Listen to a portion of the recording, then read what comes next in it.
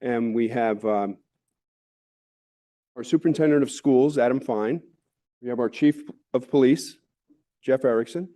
We have Mayor of Sag Harbor, Tom Guardiello, and myself, Mayor of East Hampton.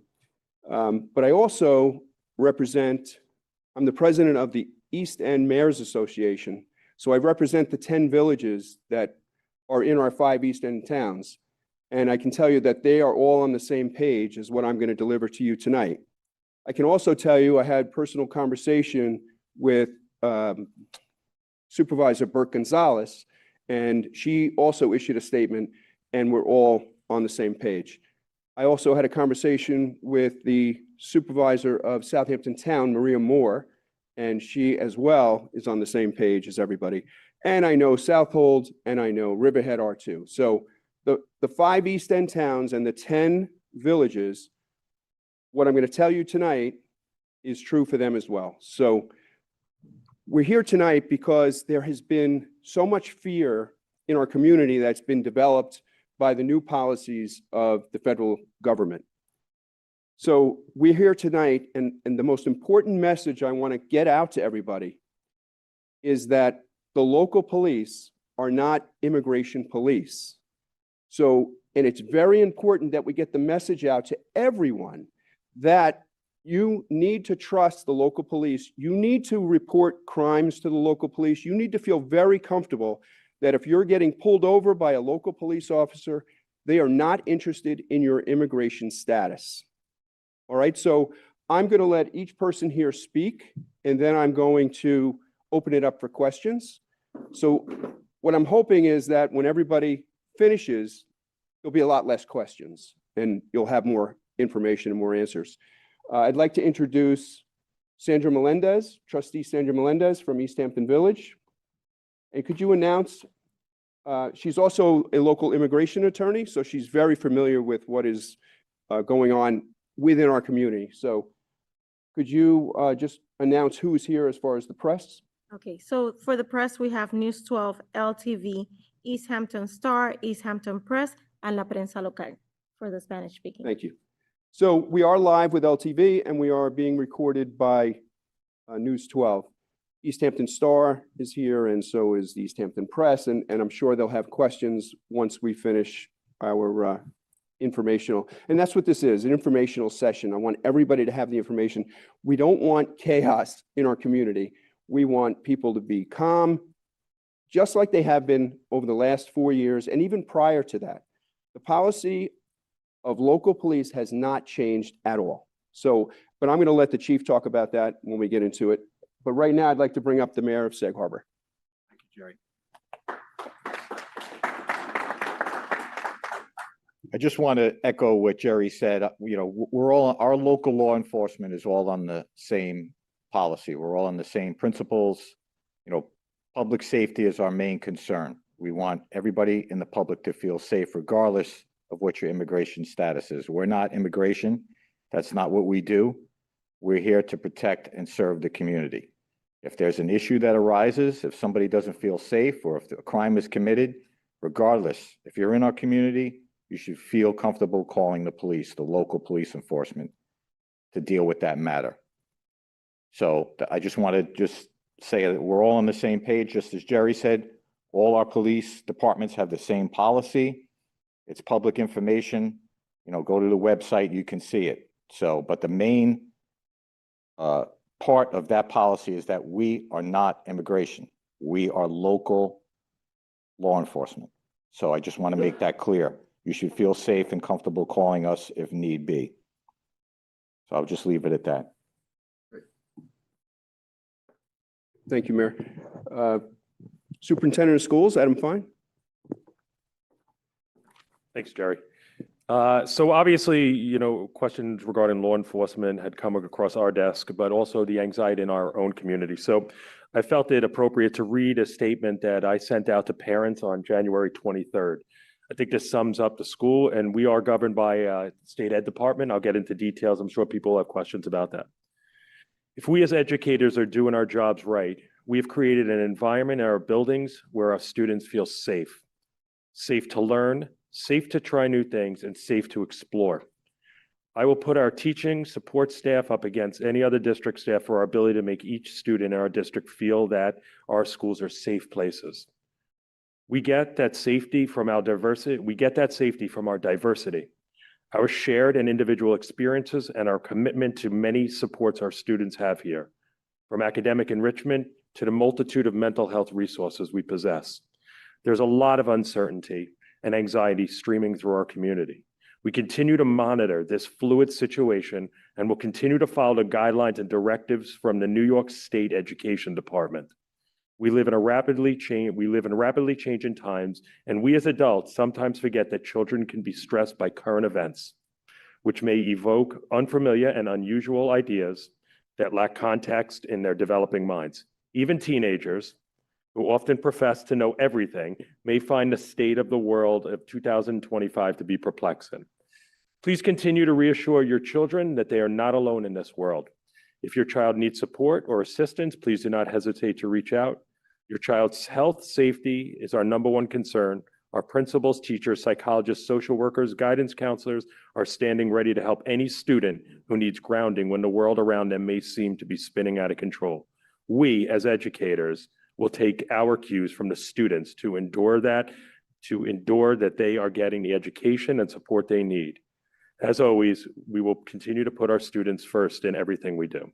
So that's just general statement that went out to parents. Obviously, I got a number of phone calls regarding things.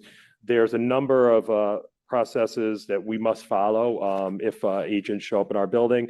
I'm sure I'll answer those after if people want to know about it, but that's pretty much standard state ed stuff.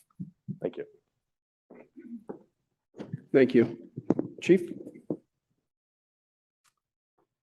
My name is Jeff Erickson, the Chief of Police for East Hampton Village, and I'd just like to thank Mayor Larson for spearheading this and putting it together, and having other colleagues here to really calm the fears of the community. We've all been watching what's going on in the news, and there is absolutely anxiety, whatever side of the coin you are on this. And here in East Hampton, we want to get the message across that public safety, people should not be fearful to do that.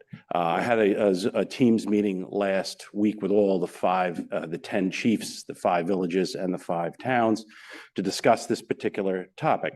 And we all have policy and we're all exactly on the same page.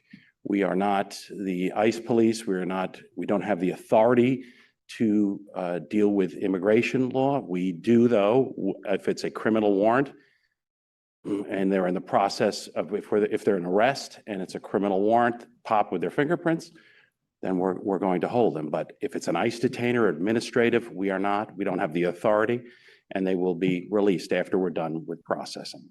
So the fact that we want the public, especially our Hispanic community, to feel safe and comfortable. We don't want them to turn into victims that feel that they don't want to reach out to the police for the fear that they might be deported. That's not good for the community. It's not good for the people. So that is the information here that we want to get across. If you're a victim of a crime, reach out to your local law enforcement and report that crime. We don't want it to go unreported and have victims out there. Thank you. Thanks. Trustee Melendez will now deliver the message that we just did in Spanish, and then we're going to open it up for questions. Buenas noches. El mensaje que estamos tratando de hacer llegar aquí esta noche es que la policía en nuestro pueblo y en todos los pueblos del East End no están haciendo el trabajo de inmigración. Tenemos que calmarnos, tenemos que confiar en ellos porque ellos están aquí para ayudarnos. Si alguien es víctima de un crimen, no tengan miedo de llamar a la policía, no tengan miedo de ir a las oficinas de la policía porque ellos están ahí para ayudarlos. Ellos no van a estar haciendo ninguno del trabajo de inmigración. Si hay detainers, si son administrativos, tampoco lo van a estar enforzando. Solamente los detainers o los órdenes de arresto para los criminales, y eso no importa quién va a ser, si es un hispano, un blanco, no importa. Solamente si hay una orden de arresto con una firma de un juez, entonces ya ahí sí se lo van a enforzar. Fuera de eso, no van a estar haciendo ningún trabajo de inmigración. Y por favor, siéntanse seguros. Nosotros somos una comunidad y estamos aquí para ayudarnos y apoyarnos unos a los otros. Siempre pueden estar seguros de que pueden contar con nosotros. Gracias. Además, tenemos unos formularios por si quieren información sobre los derechos de las personas. También los tenemos en la mesa para que los puedan recoger y distribuirlos en la comunidad. Gracias. Thank you. So we're going to open it up. If anybody has a question, we'll bring the microphone to you so everybody at home can hear what the question is. So if you have a question, just raise your hand. The only problem with bringing the mic over is that we might get a feedback. So if they want to either repeat the question over into the microphone, that might be best for us at home. Just want to let everybody know. That's all. Well, let's try it and see what happens.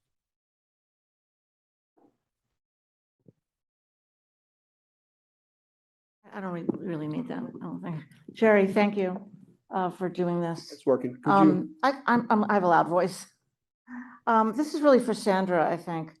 In the first Trump administration, I had a patient that was picked up by ICE in a van, 3 guys in a van. They didn't show him any ID or any paperwork, and he was just taken away.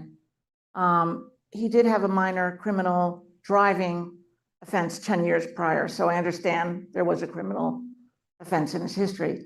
But what are the rights if someone is stopped, whether or not they have a criminal offense? You know, are they supposed to be shown paperwork? Are they allowed to call a lawyer? I just need to know that. Okay, constitutional rights are still Sandra, on. can you come up and do it here? Okay. This way, you're on LTV. So everybody has rights. So the Constitution is there to protect all of us. So everybody has the right to get the information of what they're being stopped. They have the right to ask for an attorney. They have the right to stay quiet.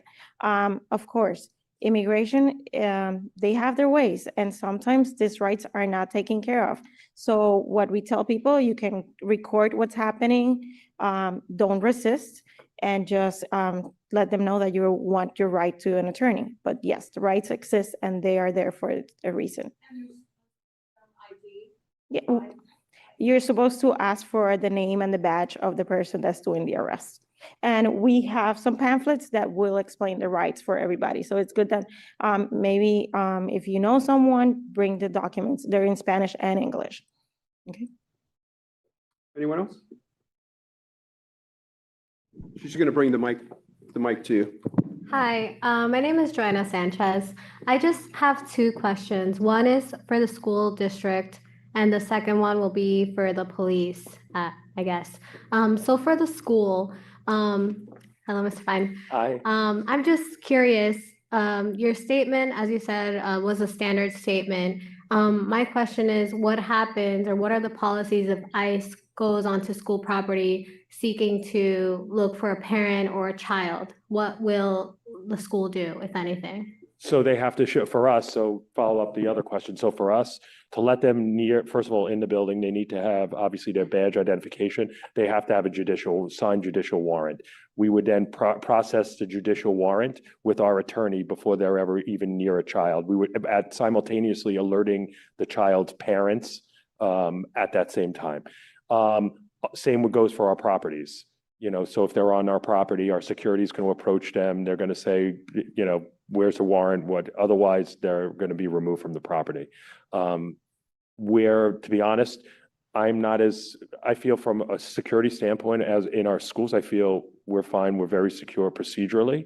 I'm more concerned of what happens in the community, and I have children in the schools during the day, and that young elementary students are going to come home to homes. I mean, we're prepared to deal with that. So we've kind of reviewed our policies and procedures with that. We've asked the community to, about 2 weeks ago, make sure you update your emergency contacts, just planning. Unfortunately, that could happen.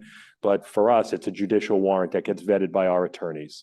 And that's so these regulations are from state ed and our attorneys. So we will not deviate. All the principals have been briefed about it in all of the buildings. Security has been briefed, and faculties have been met with. You're welcome. She has a question for you. Yes, sorry. Thank you so much, Mr. Fine. And my second question would be, a lot of people don't understand what you mean by, if someone has a detainer. So like, for example, let's say someone has an order of removal from 2000 and they get pulled over by the police now. Is the police then taking them to ICE, or how is that working? Well, as I said in the beginning, there's different types there's detainers, there's administrative warrants. Those are federal that we, as local law enforcement, do not have any authority to enforce. So to answer that question, if it's an administrative warrant or just a plain detainer, we have no authority to do that. So we are not going to stop the individual for any longer let's say it's a traffic violation. The officer will deal with the traffic violation, and then the individual's on their way. If it is an administrative, a judicial warrant, criminal warrant, then like any other warrant that would pop, if it's out of Jersey or anywhere else, we would take and deal with that warrant accordingly. Then we have authority to do that. But just on a regular ICE detainer or administrative warrants, we will not hold. We'll process for whatever the reason. If it's a traffic stop, if it's an irregular arrest for some other crime that they're brought back to our precinct for processing, and it is those particular on their fingerprints for those areas, the administrative will process the individual, and then either bail is set or they're released to ROR. Our normal procedures, nothing is changed on that.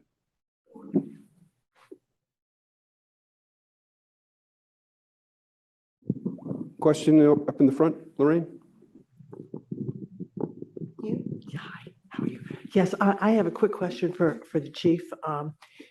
I may have misunderstood, but I thought I read something in the newspaper that said if there is a detainer from ICE, you will hold that person until ICE comes to get them. That's not correct, though. That's not correct. Thank you. Yeah, Just to correct that was in the paper. If it's an ICE detainer or an administrative warrant, we do not have the authority. We will not hold them. It needs to be a crime, criminal warrant, judicial warrant. That's correct. Yep, you're welcome. Yeah, I think the easiest way to sum it up is we will only take you if it's a crime.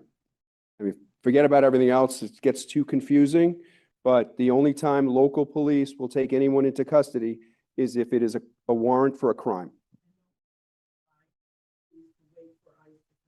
Only if it's a crime. So if the warrant is for robbery, the police will take that person into custody and they'll hold them until ICE takes them.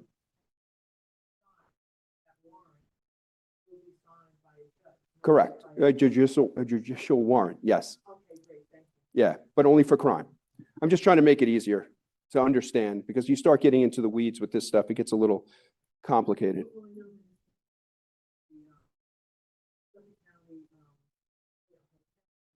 Yeah, well, that changed, right? After the lawsuit, right? Yes, that is correct. So again, the policy that I've stated, all the East End chiefs and the county is following the same, only as long as necessary to hold to effect whatever the traffic stop or the arrest is. If it's signed by a judge and it's a criminal, and they will be held just like we would do with any other warrant that we're legally to deal with. Yeah. Lorraine?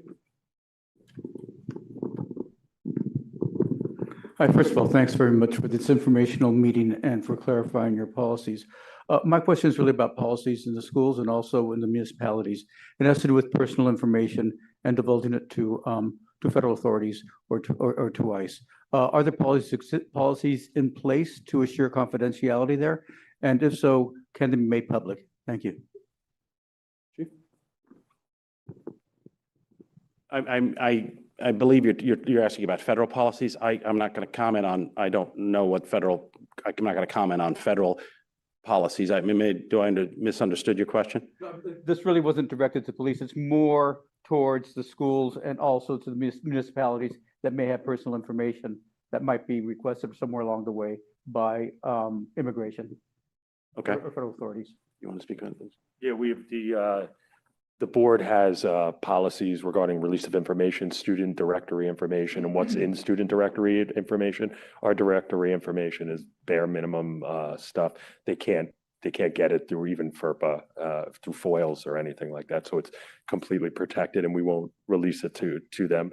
And again, if they have a warrant to come in and do that, it would be a judicial warrant. We'd vet that same thing. So they are absolutely protected, and the policies have existed in the school district for a long time. So they're not changing. Thank you. What about the town and the village? Any information that we have that's a public record, we would be required to release it. Personal record. Anything that's public record, that we were required under the FOIL law to release that information. I just want to piggyback.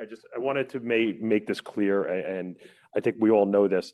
In New York State and obviously in East Hampton and all the school districts on Long Island, we accept all students. We don't ask their status. It's not part of our registration process. The Attorney General of the state and Comptroller audited a number of districts for their registration processes earlier, this months and months ago, before the election. We had sent all our stuff up there. We got no comment back about our policies and procedures. We don't keep that information. We don't know that information. All we care about is that you're a resident of the East Hampton School District. Obviously, at the high school, they're residents of Montauk, Springs, Amagansett, Wainscott, and Sagaponack. All they have to do is prove their residency there, and they come into the school. Those students are registered in our school district. We don't care the status. We educate everybody who's a resident in the school district, and that's not going to change either. Great. Any other questions? John? Yeah, he's calling on someone.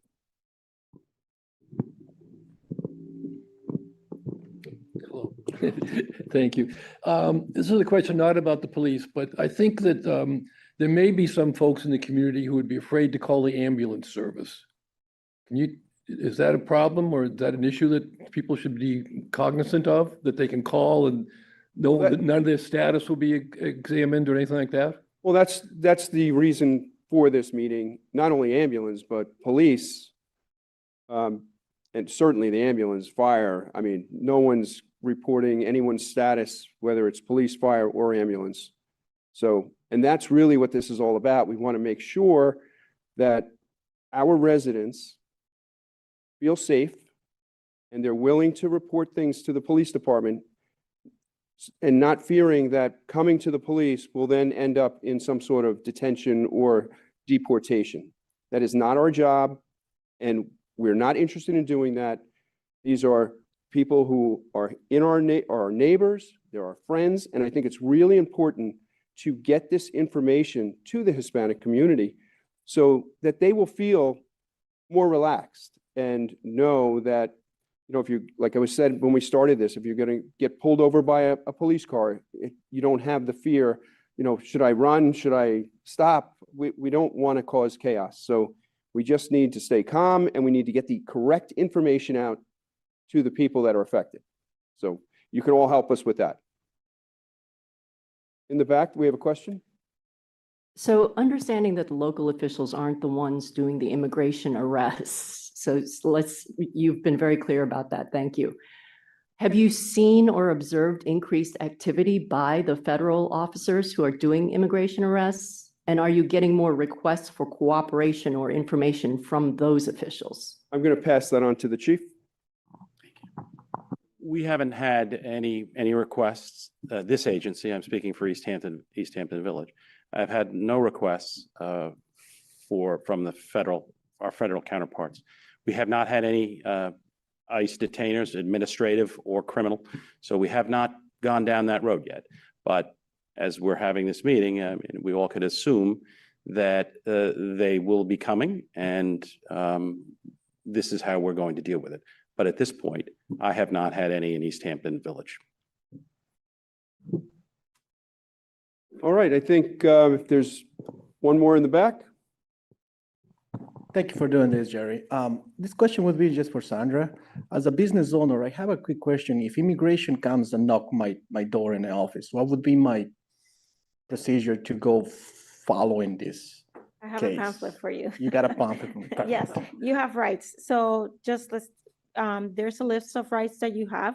You don't have to accommodate them, or you have, your employees can stay quiet. They don't have to answer questions, and it's the same thing. So I'll give you the pamphlet, but you do have rights as an employer. Okay. All right, everybody, thank you so much for coming. And if I could just summarize, please take the information that we have given you and please spread that information into the community so we can keep everything calm and everybody as happy as they can be. So I think that's the message we should leave with. And like I said, we all know people, our friends in the Hispanic community that, you know, we care about, and we want to make sure that they have the best information that they have and not all the rumors that are flying around. So I've heard all kinds of rumors that are not true, so we just want to keep it calm. Okay. Well, thank you all for coming. I really appreciate the attendance, and if anything comes up, you're always welcome to reach out to any of us. Thank you. Oh, so go ahead, one more.